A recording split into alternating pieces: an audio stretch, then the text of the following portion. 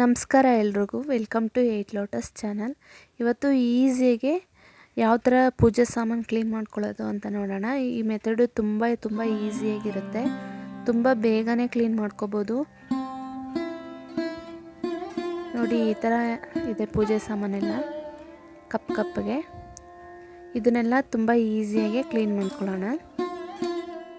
ಮನೆಯಲ್ಲೇ ಇರೋವಂಥ ಒಂದು 2-3 ಐಟಮ್ಸ್ನ ಇಟ್ಕೊಂಡು ಕ್ಲೀನ್ ಮಾಡ್ಕೋಬೋದು. ಖರ್ಚು ಕೂಡ ತುಂಬ ಕಮ್ಮಿನೇ.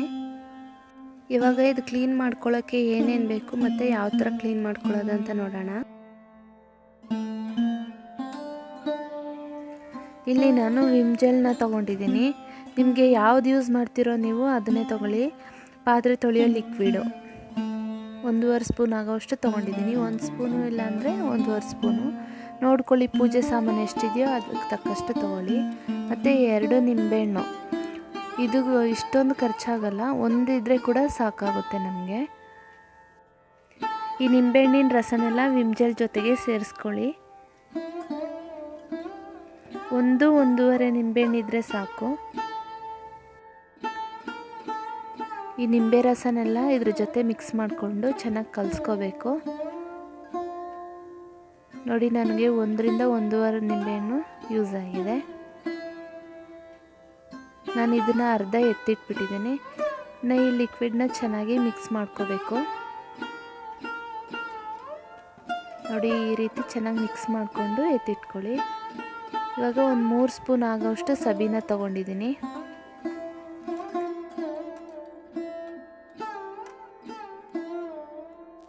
ಇವಾಗ ಇದಿಷ್ಟು ಇದ್ದರೆ ಸಾಕು, ನಮಗೆ ಪೂಜೆ ಸಾಮಾನ ನೀಟಾಗಿ ಕ್ಲೀನ್ ಮಾಡ್ಕೋಬೋದು. ಮತ್ತು ಈ ನಿಂಬೆಹಣ್ಣಿನ ಸಿಪ್ಪೆ ಯೂಸ್ ಆಗುತ್ತೆ. ನೋಡಿ, ಫಸ್ಟು ನಾನಿಲ್ಲಿ ಪೂಜೆ ಸಾಮಾನಿಗೆಲ್ಲ ನೀರು ಹಾಕ್ಕೊಂಡಿದ್ದೀನಿ.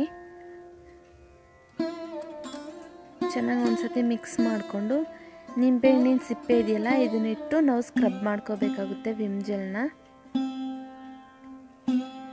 ನೋಡಿ, ಈ ಥರ ತಗೊಂಡು ತುಂಬ ಈಸಿಯಾಗಿರುತ್ತೆ. ನೋಡಿ, ಈ ಥರ ಕ್ಲೀನ್ ಮಾಡ್ಕೋಬೇಕು. ಫುಲ್ ಶೈನಿಂಗ್ ಬರುತ್ತೆ ಈ ಥರ ಪೂಜೆ ಸಾಮಾನು ಕ್ಲೀನ್ ಮಾಡ್ಕೋಬೇಕಾದ್ರೆ. ಒಂದ್ಸತಿ ಟ್ರೈ ಮಾಡಿ ನೋಡಿ. ತುಂಬ ಅಂದರೆ ತುಂಬ ಈಸಿಯಾಗಿರುತ್ತೆ.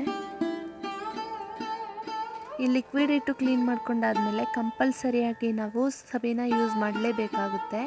ಯಾಕಂದರೆ ಸ್ವಲ್ಪ ಕಲೆ ಜಿಡ್ಡು ಅದೆಲ್ಲ ಇರುತ್ತೆ, ಆವಾಗ ಕ್ಲೀನಾಗಿ ಹೋಗ್ಬಿಡುತ್ತೆ.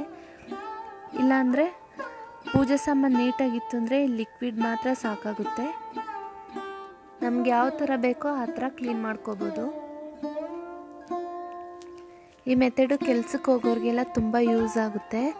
ಮತ್ತು ಹಬ್ಬದ ಟೈಮಲ್ಲೆಲ್ಲ ಕೂಡ ಈ ಥರನೇ ಕ್ಲೀನ್ ಮಾಡ್ಕೋಬೋದು. ಈಸಿಯಾಗಿರೋದು ಇನ್ನೊಂದು ಮೆಥಡು ಕೂಡ ಇದೆ, ಅದನ್ನು ಕೂಡ ನಾನು ನೆಕ್ಸ್ಟ್ ಅಪ್ಲೋಡ್ ಮಾಡ್ತೀನಿ.